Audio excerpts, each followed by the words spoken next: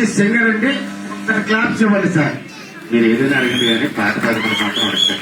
ఏమండి, పాట పాడితే ఎంతమంది ఆనందపడతారండి. అవునండి. ఇప్పుడు చెప్పలు కొట్టలేదా? కొట్టేదా? ఎందుకు మీరు పాట పాడినంటున్నారు?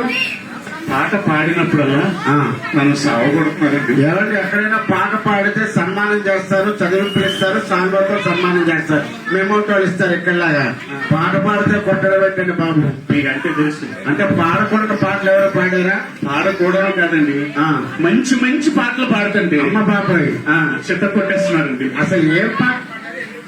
నా మైక్ పోయింది. హలో, ఏం పాట పాడారు? ఎందుకు కొట్టారు? పాపం ప్లీజ్ ప్లీజ్ సైడ్. ఒక 85 ఏళ్ల ముసలాయనండి హాస్పిటల్లో ఉన్నాడు.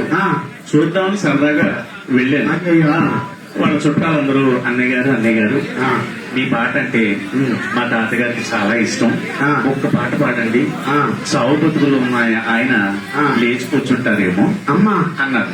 మానవ ప్రయత్నం చేయమన్నారు. ఏ మానవ ప్రయత్నం? మంచి పాటని అడిగారు. మంచి పాటని అడిగారు కదా అని నేను పాట మొదలెట్టాను. ఏ పాట పాడారు?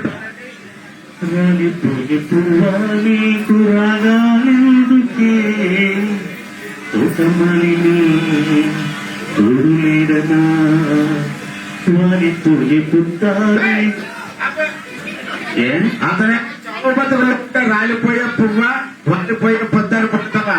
పాట మంచిది కదండి. ఏం పాట మంచిదండి? అతనిగా చొక్క బతుకులో చావలేదు. ఆ మైక్ మంచిది ఇవ్వండి. హలో హలో హలో, మైక్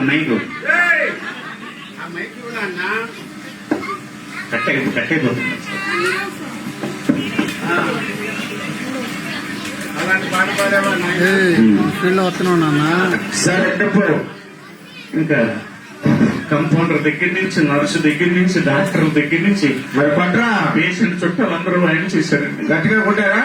అమలు 3 రోజులు లేవలేదు. లేవలేదు. ఎలా వస్తావు? ఆ తర్వాత పెళ్లికి వెళ్ళాను. అమ్మ బాబా పెళ్లికి వెళ్ళావు?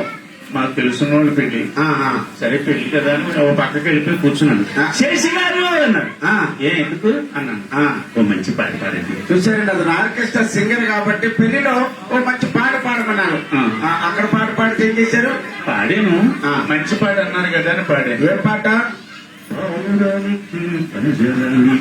పెళ్లి చేసి పాడు కాళరాత్రికి చందమామకి ముళ్ళు పెట్టి పొరంపోకు కొట్టరా అంటే కొట్టరా.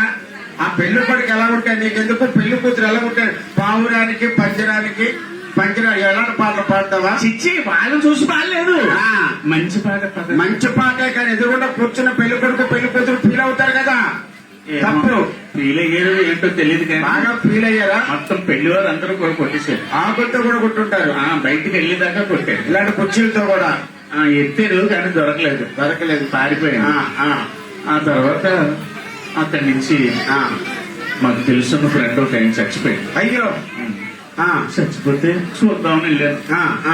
అలా దీనంగా ఆయన కేసు చూస్తున్నాను. ఆ చచ్చిపోయిన ఆయన భార్య వచ్చి అన్నయ్య గారు మీరు ఒక పాట పాడండి, ఆయన లేస్తాను. అంటే కొంతమంది చనిపోయిన తర్వాత వాళ్ళకు ఒక కోరికలు ఉంటాయండి, అలాంటిది ఏదో పాట పాడమన్నారు. పాడావా? వద్దులేండి, ఆయన చనిపోయారు కదా. లేదండి మీ పాట చాలా బాగుంటుంది, ఏమో లేస్తాడేమో అని పాపం. సరే అని చెవి దగ్గరికి వెళ్ళి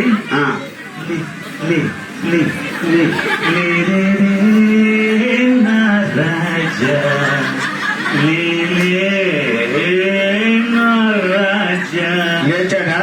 లేదు. పారంబాకు ఆయన చచ్చిపోయాడు.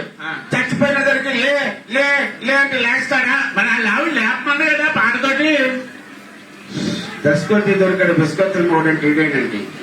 చనిపోయిన వాడి దగ్గరికి వెళ్ళి ఏమైనా బాధపడా తప్పించి పాట పాడి ఎవరైనా లేపుతాడా? అందుకే సార్ నేను ఎక్కడికి వెళ్ళినా పాట పాడంటాను. మంచి పాట అంటారు, పాడిన తర్వాత చదువుకుంటున్నారు. మరి ఇప్పటికైనా బుద్ధి వచ్చిందా? బుద్ధి వచ్చింది. ఆ తర్వాత ఎక్కడ పాడకూడదని నిర్ణయించుకున్నాను. అంతేనా? పాపం నా ఫ్రెండ్ పెళ్ళం లేచిపోయింది. అమ్మా అయ్యో వాడి పెళ్ళం లేచిపోయింది, వాడి పెళ్ళం అని చెప్పి వాళ్ళ ఇంటికి వెళ్ళాను. వాడు దిగాలుగా కూర్చున్నాడు. నేను పట్టుకెళ్ళాను. తీరా ఇంటికి లేచిపోయిందిరా. ఒరే మళ్ళీ ఆయన ఎరవ క్వశ్చన్లు అన్నాడు, ఎందుకు లేచిపోయింది, ఎక్కడ లేచిపోయింది ఇవన్నీ అడుగు. కొంచెం మూడు బాగాలేదు, ఓ మంచి పాట పాడు ఆహా. ఆడు మూడ్లోకి వస్తాడు రిలాక్స్ అవుతాడన్నా అని అని అన్నారు. మరి అక్కడేం పాడతాడా? నేను బాగున్నాను అన్నయ్య గారు పాడాలి ఆ. బాగుండు పాపం చాలా బాధల్లో ఉన్నాడు, పెళ్ళం లేచిపోయినాడు. తప్పదా తప్పదన్నాను.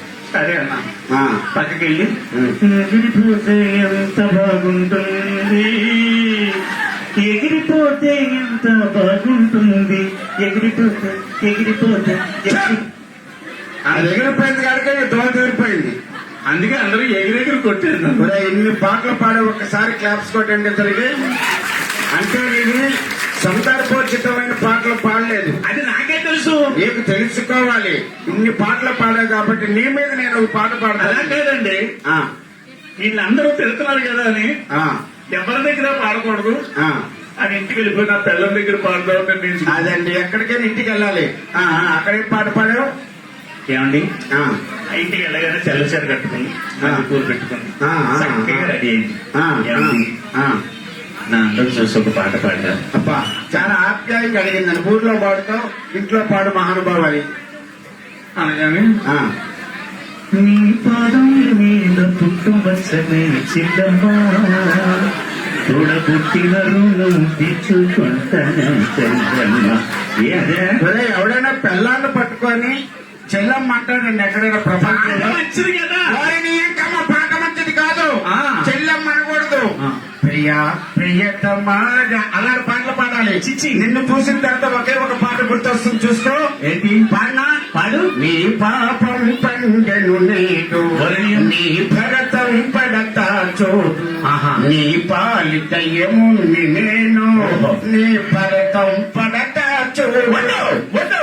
చాలా సంతోషం. లాస్ట్ ఫైనల్ గా మధు గారు ఆర్గనైజ్ చేస్తారు.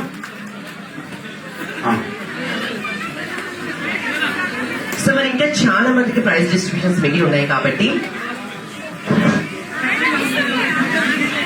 చాలా మందికి ప్రైజ్ డిస్ట్రిబ్యూషన్స్ ఉన్నాయి కాబట్టి సో ప్రైజ్ డిస్ట్రిబ్యూషన్ లకి వెళ్ళిపోదాం.